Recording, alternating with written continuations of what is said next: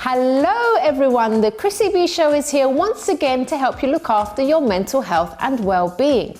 Now, once a week, we like to delve into a topic that focuses on your well-being in some way. And this week is all about your teeth.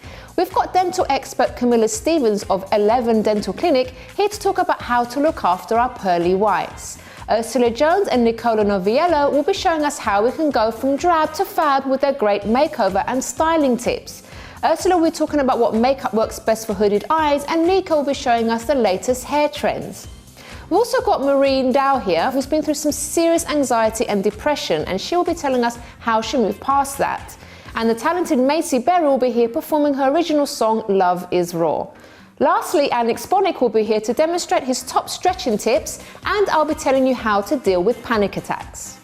So back to our well-being topic for today. We all know someone who doesn't like the dentist, and as one of the most common fears, dental phobia is turning from an understandable fear into a potential health risk.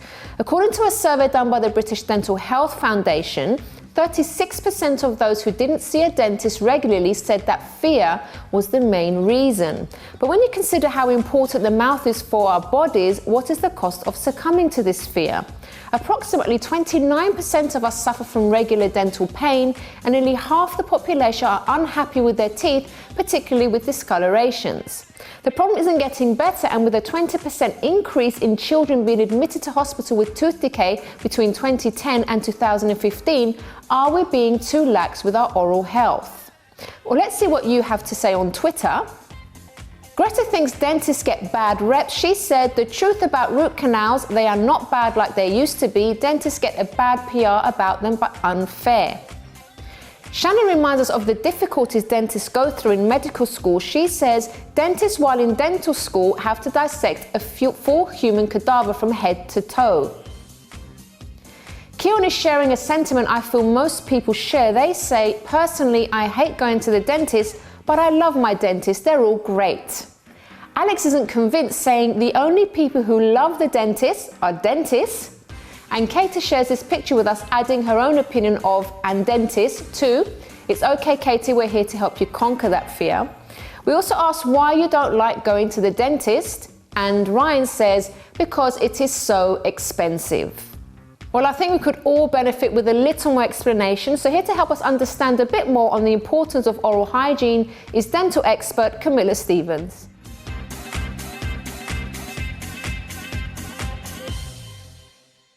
Welcome to the show, Camila. Thank you. It's lovely to have you on. So you're going to be helping our viewers today on dental hygiene. So can you tell us, why is it so important to look after our teeth and mouth? So there's many reasons why it's important. So teeth are things you look at straight away. They're something that people take pride in, and they are to help you talk, to speak, to eat. Not only that, it gives you self-confidence if you've got good teeth, and if you're healthy, you're not in pain. If you're not having any sensitivity, then that's going to really benefit your life on a day-to-day basis. Okay. So yeah, it's very important to look after your teeth, not only for speaking, eating, talking, but also for your general health. Your teeth have many links in health to diabetes, to heart attacks, strokes. Oh, how so? So having gum disease, it's basically a build-up of bacteria in the mouth, and that bacteria can then affect other parts of your body. So it's really important to keep both in check. I didn't know that. Yeah, definitely. Oh, wow. So, for instance, if you have diabetes, there's a bidirectional relationship. So it means that if one of them is poorly controlled, then the other one will also be poorly controlled, and vice versa. If you're looking after one of them, then the other can be looked after. Okay. So yeah, it's quite important, not just for being in the mouth, but your whole general health. So what other things can actually happen if we don't take care of our teeth? Because you're going to be giving us some tips as well, but before that, what are tell us some of the, let's scare our viewers a little bit. So, two of the main things, you have gum disease, and the other thing is getting holes in your teeth, so decay. And if you have holes in your teeth, it's going to be painful, it's not going to be very sightly, and you're just going to be in quite a lot of pain, really. Okay. With gum disease, you can actually lose your teeth through gum disease. Your gums are supporting structures of your teeth, so if you don't have any any gums, and then you're not going to have any teeth. So even if your teeth are healthy, if your gums aren't healthy, unfortunately, you can lose your teeth. So okay, all right. But everyone can obviously do things to help themselves. But obviously, we're going to talk about like, going to the dentist in just a moment. But can you tell us your top tips on how to take care of our pearly whites? Yeah, so everyone can really look after their teeth at home. It's not just about having to visit the dentist, although it is important to go for regular checkups. There's always areas in the mouth that you can't reach with cleaning, and there's always signs that we can see that you won't know about. One way of really looking after your teeth is to reduce the sugar that you have in your diet. And when I say sugar, it's not just refined sugar, it's not just chocolates and sweets, it's any natural sugar as well. So even if you had a fruit yogurt or juice, now sugar causes holes in your teeth, and it basically, with the bacteria, if there is any in the mouth, it's going to eat away at the surface of the tooth. So my top tip would be to really reduce the amount of times within the day that you're having sugar. It's not the amount of the sugar either, it's just the frequency of when you're having it. What we try to say is don't have any more than 3 or 4 times within the day that you're having any sugar. So breakfast, lunch and dinner, and a snack that's got sugar in. That's absolutely fine. If you have any more than that, then you're really causing your teeth to be at risk. Wow, that is the first time I've heard that. That's so interesting.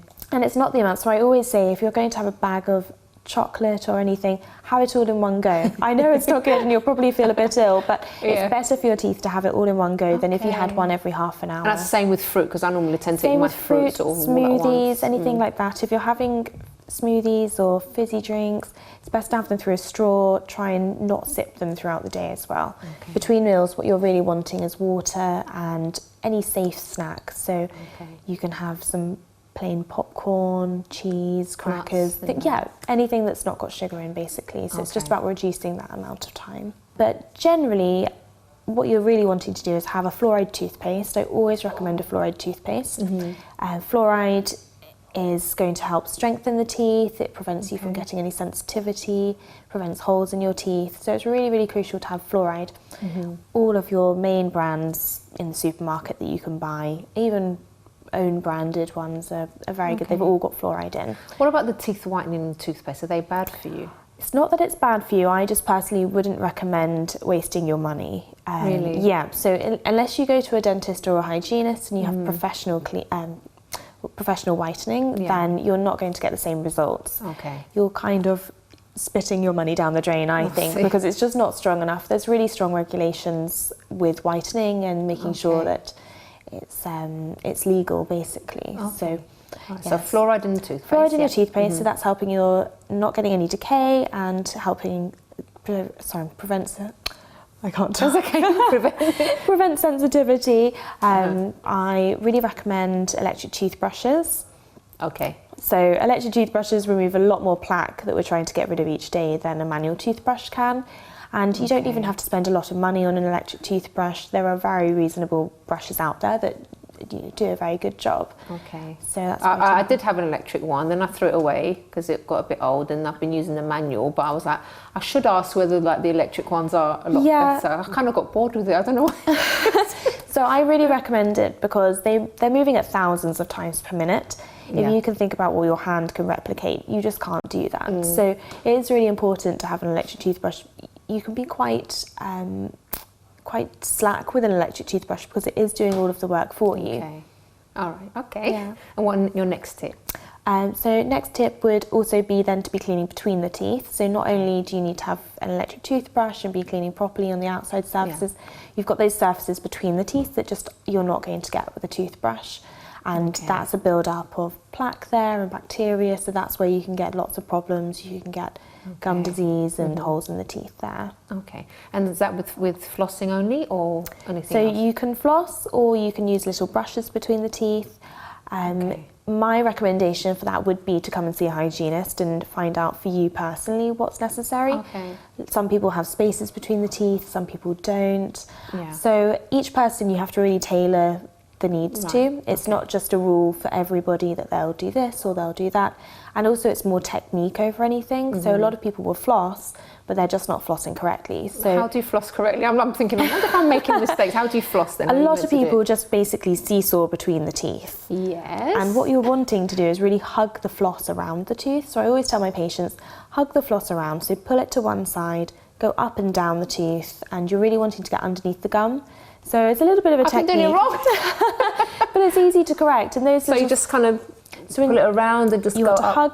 hug it around the tooth, okay. go up and down underneath the gum. But those small techniques, if you come and see a hygienist, then you'll be able to master them, and then you can look after your You just teeth sort of really well. assume that you're doing it right, because I went to the dentist last month and I never asked anything. Yeah, So I was exactly. like- Unless you're told something, you Yeah. can't learn. So it is really Okay. important to be taught properly how to do these things. Okay. And if like flossing is the best for you, Yeah. should you floss before or after you've brushed your teeth?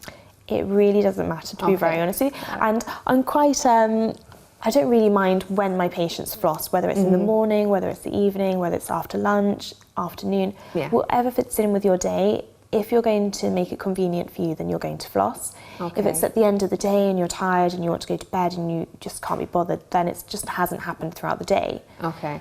So I prefer it just at any time. Anytime. Any time that you can do, yes. Okay. And of course, one of the obvious ones is to visit your dentist on a regular basis. Definitely, yeah. Dentists and hygienists. So it's not just one or the other, it's really both. It's a teamwork.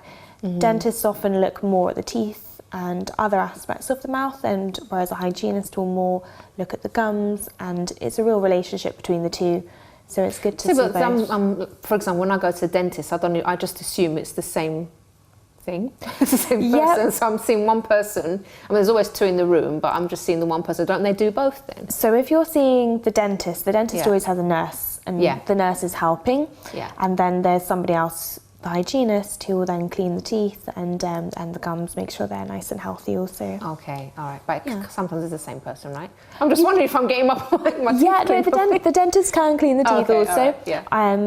I'm personally a hygienist, and I go through just hygiene within my visits, so it's a little bit more tailored, Yeah, whereas the dentist that's has to look at interesting. everything, Okay. and that's it's quite a lot to look at, All right. so it's kind of specialised. Okay. And for those viewers that are a little bit afraid to Yeah. visit the dentist or the hygienist, what would you say to them? Because there's some people, we had some tweets earlier and they were just like, some people are terrified of the dentist. Definitely, I have lots of phobic patients, and personally what I do is I really ease them into the treatment. I'll go at their pace, I'll let them put their hand up and say I want to have a rest or stop.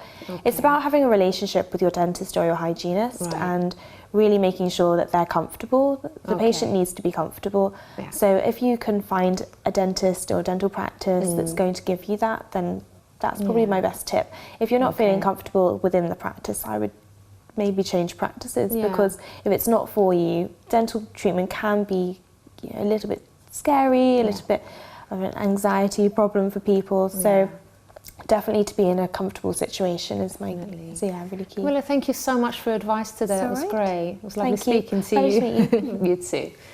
All right, guys, so don't go away, because after the break, we'll be joined with Ursula Jones and Nicola Noviello, who'll be giving us their top tips to make you look your best.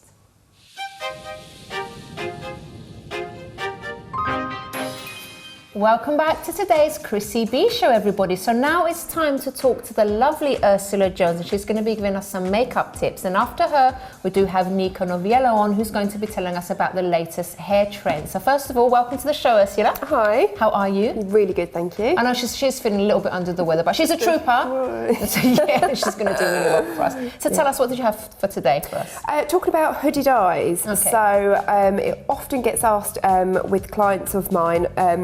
So you either naturally have quite a hooded eye, and when I mean hooded eye, it's this area here of your skin. You've got great eye sockets, by the way, Chris.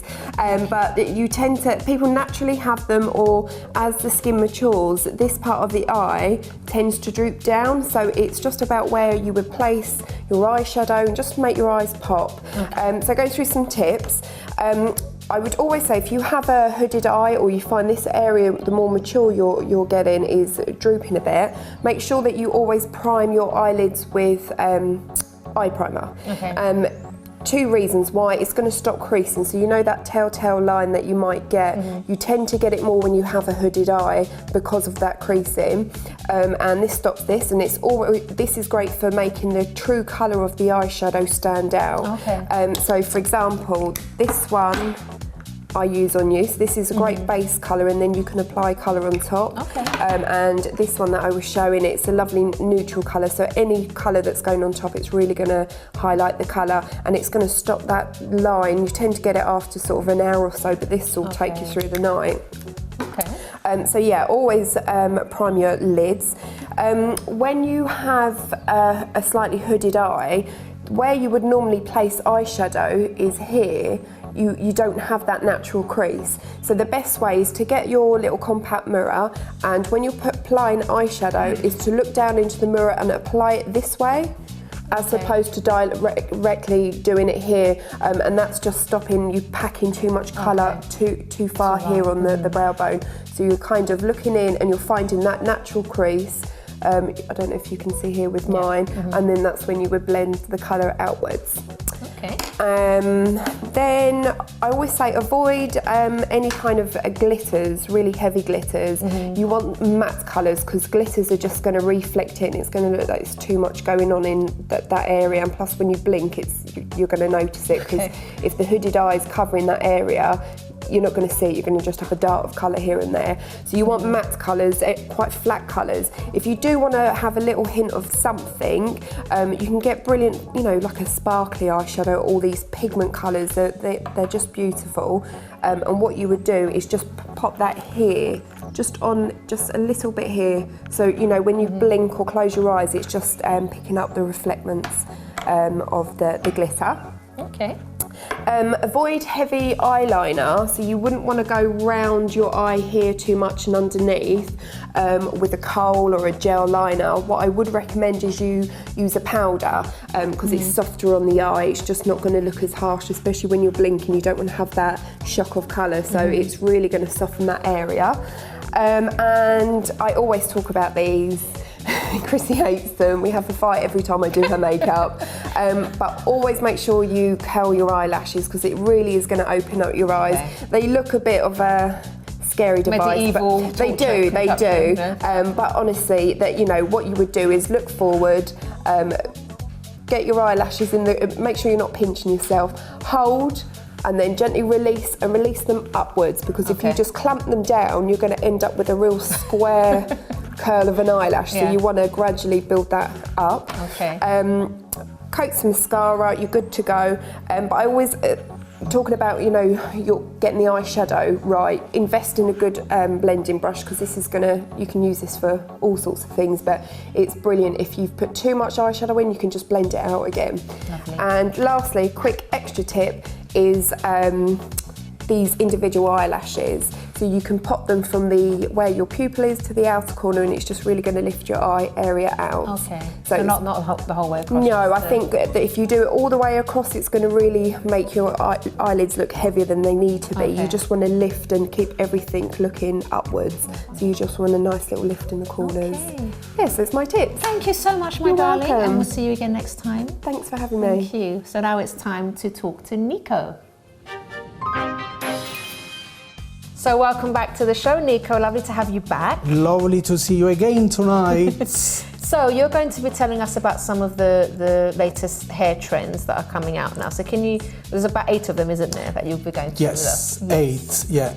Yeah, basically, tonight I'm gonna be talking about the trends for 2017, which is a very particular year, because it makes me remember some of the beautiful ladies that years ago they used to have this kind of styles. Oh, it's coming back. And now it's coming back. Okay. And one of these is from a famous actress that we all know. She's very famous, very beautiful, very feminine, and she's from Charlie's Angels, and is our lovely Farah. And basically, you know, to achieve that kind of style, you just need to apply some volumizing into your hair and just blow dry your hair with the small brushes, the hair from one side to the other, and just you're gonna achieve this kind of flicked out. And it's just amazing, easy to wear, but it's back in 2017, so we're gonna see so many women to have this kind of style 2017. Okay, I've got to try that for the show. So you have to try for next time, we will. Then, you know, we do have this kind of super slick, which is back now. You know, the hair, you just do the center part there. From here, you have this kind of slick look all the way down, which is very simple because you just blow dry. You need to use a very good heat protector or maybe serum. You just apply, as I said last time, a very small amount, and then just apply throughout the hands, and you will achieve this kind of look throughout the hair. It's just amazing, and this is something that is going on now, and it's very simple, it's very feminine, and you know, it's now back again 2017. Then a high ponytail, something that it brings elegance, but still is something easy to wear. You know, in the morning when you wake up and you look at the mirror, you want to just see your face with the eye a little bit tight at the back. What you gonna do? Instant facelift. Exactly, instant facelift. You're completely right. You just need to put your hands in your hair, just tied in a ponytail, leave like this. Use some hairspray, or you can use some texturizing spray into your hair to leave a little bit of lift, untidy. I do love that look. And it's just simple, minimalist, but it's it brings back elegance as well. So then we have this kind of flat waves also that I strongly believe that, you know, now with flat waves you can use iron straighteners instead of using tongs. And you know, straighteners, they're just gonna leave the hands quite straight, and it's more like an undone look.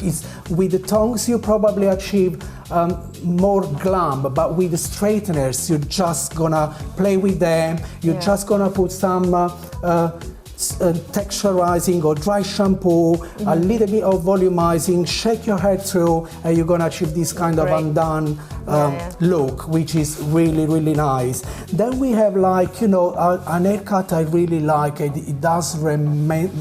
reminds me about our lovely Brigitte Bardot.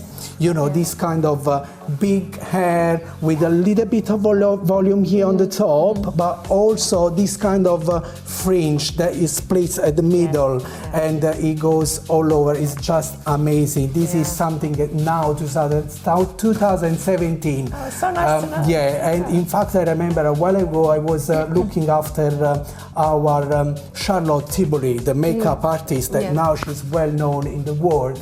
And she looked at me, she said, Nico, I want you to make me look like Brigitte. I said, okay, let's try. And she had this kind of lovely fringe, splits in a middle party with that beautiful red. It was just an amazing look. And now people, they really, really look into it.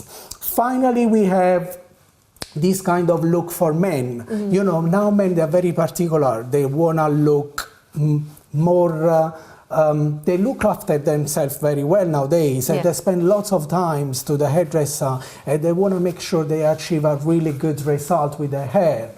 Not like me, but still, you know. This is a look? This is a look, exactly. It takes me ages. You know, when I shave my hair in the mirror, it takes me ages. So we have this kind of, I remember that now all of my clients, they got hair. They just want to have this kind of shiny, slick look like Leonardo DiCaprio in the film, in the movie, The Great Gatsby, that has got this kind of shiny, slick hair all at the back, or maybe something, you know, something a little bit more undone look, you know, okay? You just need to put a little bit of wax like this, very gentle throughout the hair, just shake, and the hair eventually they will fall at the right place. And 2017, trust me, men's, they are even worse than women. So that's me. Honestly. Nico, thank you so much. That was so interesting. And I should Pleasure. definitely be trying out some of those styles. Please. Lovely. I'm really looking forward to look after you next time with your beautiful look. Thank you so much. Pleasure. And we'll see you soon. Thank All right, you. guys, and if you actually have any photos of yourself trying these tips out, please do show us. We'd love to see them. Now, before we head to break, we've got Maisie Berry here to perform her song Love is Raw, about a boy who comes through mental health problems and then is trying to help his girlfriend with depression.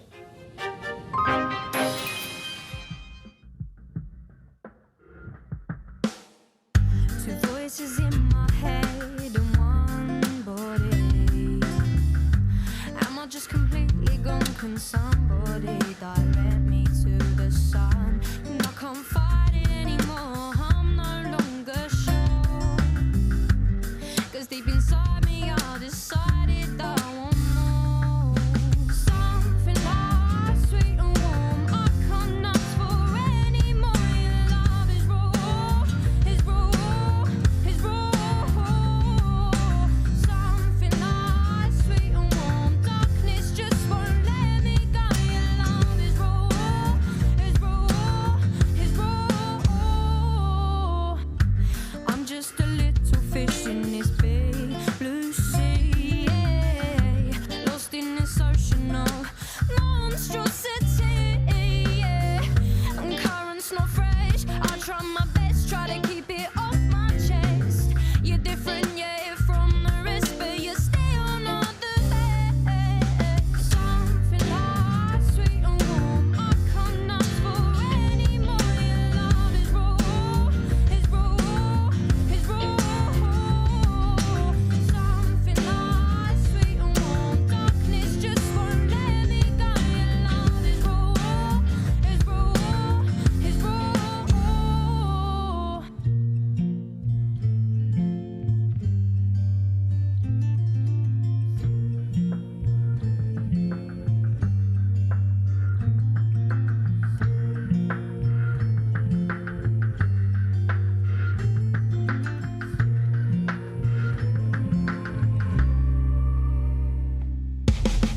Something like sweet and warm, I can't ask for any more. Your love is raw, is raw, is raw. Something like sweet and warm, darkness just won't let me go. Your love is raw, is raw, is raw. Something like sweet and warm, I can't ask for any more. Your love is raw, is raw, is raw.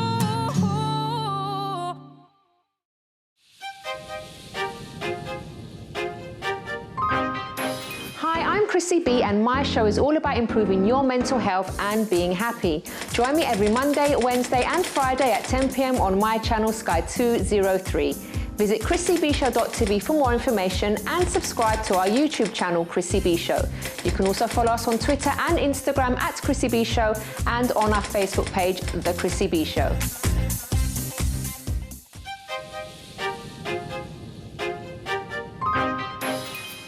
Welcome back to the Chrissy B Show, everybody. So now it's time to meet my special guest, and that's Marie Ndow. And she's going to be telling us about her story and her journey to where she's today. Hello, Marie. Hi. Lovely having you on the program Thanks today. for having me. So I know you've been through some very difficult times, but you also come through everything really well, I would say, and actually doing very well for yourself today. But can you tell us when all the issues started with you? What happened? Well, it happened almost 2 years ago, or 2 years ago actually, because my daughter's almost 2. Yeah. I got pregnant at the age of 19, and yeah, I had her when I was 20. Okay. So it was unplanned pregnancy? Yeah, Okay. absolutely. And what impact did that have on you and your family? Well, it was stressful. It was very stressful because my parents are not strict, but it was kind of a surprise to everyone. Okay. And because I'm Muslim as well, so it kind of like everything was just like everyone was just really upset, and no one found it. I didn't find it easy as well to like cope with, to begin with. So I didn't blame them at all. But yeah, everything was hard, but now it's okay. Okay. So then what happened after you got pregnant? Did the father stay around, or were you like on your own with just you and your family? No, he stayed around. He stayed around actually. He was really supportive as well for a while. But then he was scared as well, so I was kind of on my own for a bit.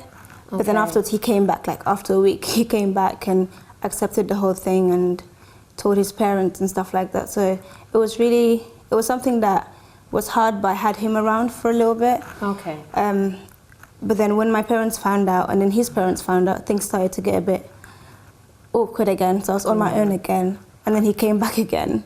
Okay. So, yeah. How was it though dealing with sort of that, I would say the ups and downs, because obviously you're pregnant, you're young, you need support around you, but then sort of family's there one minute, then they're not, then father's around, then he's not. How did you cope mentally? Oh, mentally, it was like I had breakdowns all Really? the time. Yeah, I had breakdowns all the time. At one point, I thought I was gonna have a miscarriage or something. Because I was still going to college when I was pregnant. I was going to college. Yeah, I was going to college until I was like 9 months, and I was having my exams, and the baby would be there. Even when I had a baby, she was just still there in the cot, sleeping and stuff. So even during those times as well, and when I was pregnant, going to college and sleeping in the class and everything, and not having anyone at home to like support me and stuff, and not having him around as well, it was kind of like. So how did you manage? I don't know. Did you find that strength within yourself to? I prayed, I guess. I believe a lot in prayer. During those times though, I was like, I didn't pray as much as I do now. It was just one of them ones, like I would pray when I want to. But when I got pregnant, it was just like I had no one. I just felt like I had no one, like I was just on my own. So I would just pray like all the time. Even when I'm not supposed to pray, because we have like 5 daily prayers. Even when I'm not supposed to pray, like I would still just pray, and everything I prayed for like happens. So it was like afterwards I believed that God was actually with me and supporting me. So I felt close to God, and yeah, things got easier. And what about the relationship with your daughter? Obviously, it wasn't something that you were expecting. Did you have that natural bond, or would you say it was something that you had to work at? No, it was. It was always there? Yeah, it was definitely always there. It's something that I still find myself like, I just look at her like, wow. She's like, you're so beautiful. Like, I don't know, it's still so new to me, and she's 2. So it was just something that was there even before she was born. Like I would speak to her when I was pregnant, I would go classes and just, she'll be moving and stuff, and I'll be like playing with her and stuff like that. So she grew up, and that bond is still there, basically. So even now people are like, oh my gosh, I love your relationship with her. And I love it too, to be honest. So Marie, what was it like being at college, pregnant? How were the other students with you and your friends? I've only had like one friend in college. Usually that's me though, I don't really have a lot of friends. So. With her though, it was easy because she helped me go through it all. Okay. In a sense that like, usually when we're in the canteen eating and stuff, people would stare like, oh my gosh, she's pregnant. Oh my gosh, look at her belly. And you could tell they're talking about you because they'll stare at you. Or like, I'll turn around and see someone looking at me, and I'll turn back around just to kind of show them that I'm not looking, even though I am. But she kind of helped me in a sense that like, usually she'll fight my battles even. She'll be like, why are you staring at her? That sort of thing. But afterwards, like, if we can't eat in the canteen, we'll go upstairs in class, eat there or something, until I got used to people staring at me. Afterwards, it was a normal thing. Like, I'll go into class, I'll sleep, and they wouldn't even wake me up. They'll just let me sleep, like take a 20-minute nap or something. During the class? Oh, wow. That was understanding of them? Yeah, the teacher was really nice. Like, she knew that I was trying really hard to just come, because they told me not to come, but I wanted to go anyway, because I didn't want to miss out on too much, and I felt like I could go still, so I was just like, why not just go? You pushed yourself till the very end, didn't you? Yeah, basically. They said, just stay home. I was like, no, I'll just come in. And I was bored at home. There was nothing to do apart from just sit there. Yeah, okay. And how are things now? What are you doing with yourself? I launched my cosmetic line December 30th, this year past, and I'm going uni as well, 2nd year of uni. Okay. So yeah, right now everything's okay. And are you getting help with your daughter at the moment? Because obviously you've got a lot on, you're studying, doing all these things. How do you cope with childcare and things like that? I have a childminder, but I also have my mom and my sister as well. Okay, so you have 3 childminders. Yeah, basically. And I have my cousins, so I have like 10 altogether. I have like 10. So it's really nice to have all those people around me, because when I'm at work, she's with my sister and my mom. Right now I'm here, she's with my mom. So like, there's always someone around to help look after her, basically. Okay, so it's actually good that, you know, if something like this unexpected does happen, family support and friends is very important, isn't it, Marie? Yeah, definitely, yeah. Okay, Marie, thank you so much for sharing your story on the programme today. It was lovely meeting you. It was nice being here. Thank you. Right, guys, so now it's time to watch this video courtesy of the Mental Health channel about panic disorder.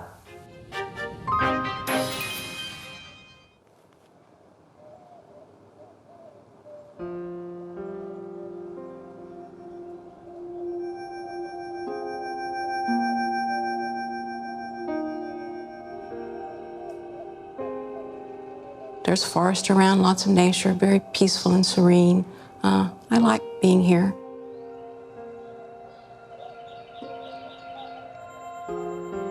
Wish I could get out more, but if I'm gonna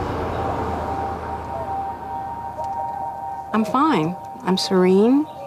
I'm calm. Ultimately, it will be okay. It's okay. It's okay. Yeah, I can already see the sign up there, 35th Street. I'm very happy to be getting close. What's the sign say here? 1 mile. Yay, we're getting to our exit. Whoopee, I love our exit. Hey, we're about to get there.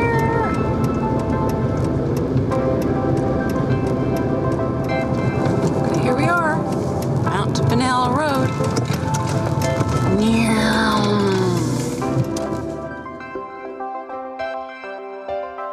My goodness, I did it.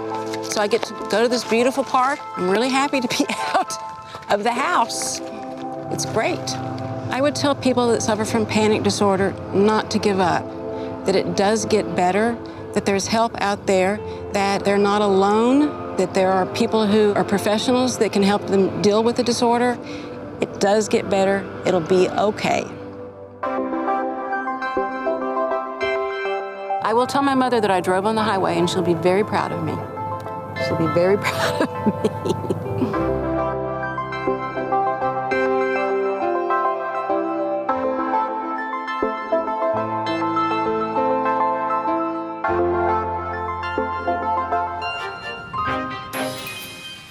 Thank you very much to the Mental Health Channel for that video, and if you'd like more information on them, please do visit our website, chrissybshow.tv, and click on our contributors section.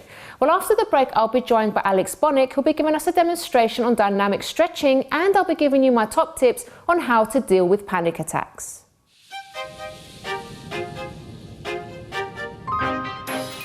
Welcome back to the Chrissy B Show, everybody. And we've had lots of things on this program, such as dental advice, the latest hair trends, makeup tips. And if you've missed the beginning of this program, do head over to our YouTube channel, Chrissy B Show, in a few days' time, and you can watch the whole thing from there. But now it's time to go to Alex Bonnick, and he's going to be showing us his top exercises on how to stretch properly. Hello everyone, my name is Alexander Bonnick and I'm a personal trainer. Today we are going to basically talk about stretching. So a lot of people, for example, they exercise, and after the exercise they just pretty much just go about their everyday life, don't even bother to stretch. But if I was to tell you that stretching is just as important as exercise, why? Because when you basically exercise, if you didn't know, your body produces a byproduct called lactic acid, okay? And when your body produces a byproduct called lactic acid, if you do not stretch immediately after the exercise, what will happen is that the next day when you wake up, your body will obviously start to seize up, do you understand? That's why many times, for example, when you may have exercised, you might have actually got up out of bed and you can't, seem to walk, or you feel stiff. That's just obviously like the byproduct of lactic acid, you understand, because you did not stretch. So today we're going to basically go through a basic sort of like stretching from head all the way down to legs. Okay, so we're going to basically start with legs. So if you're at home, get on the rug. A basic stretch would be put your legs together, okay? Try, if you can, reach your toes and just hold for 10 seconds, okay? So you're holding for 10, 9, 8, 7, 6, 5, 4, 3, 2, 1. You should start to feel the stretch all the way down your hamstrings, okay? Do this exercise, do this stretch twice. Then afterwards, we're gonna take it up a level. So, gonna bring your legs all the way in this position. Bring it all the way down. Go to one leg, go to your left, and just hold. 10, 9, 8, 7, 6, 5, 4, 3, 2, 1. And then switch sides. Keeping it nice and simple. Legs on the ground. Keeping your back nice and straight. Leaning over towards your toes and hold. 10, 9, 8, 7, 6, 5, 4, 3, 2, 1. Then afterwards, I'm gonna put one leg in front, one leg behind, go to the middle and stretch. So again, stretching out your hamstrings, groin, and hold. 10, 9, 8, and then switch sides. 10, 9, 8, 7, 6, 5, 4, 3, 2, 1. Okay, now we're gonna basically advance the glutes. All right, so you're gonna lie all the way down, back on the floor, one leg up, take the other leg over the other one. So you should start to feel the stretch right in your glutes here. Push all the way back. 10, 9, 8, 7, 6, 5, 4, 3, 2, 1. Then other side and stretch. 10, 9, 8, 7, 6, 5, 4, 3, 2, 1. Okay, so that's for your glute. Now we're gonna go into your quads, which are these muscles in your front here, your thighs. So gonna lie on the mat, okay?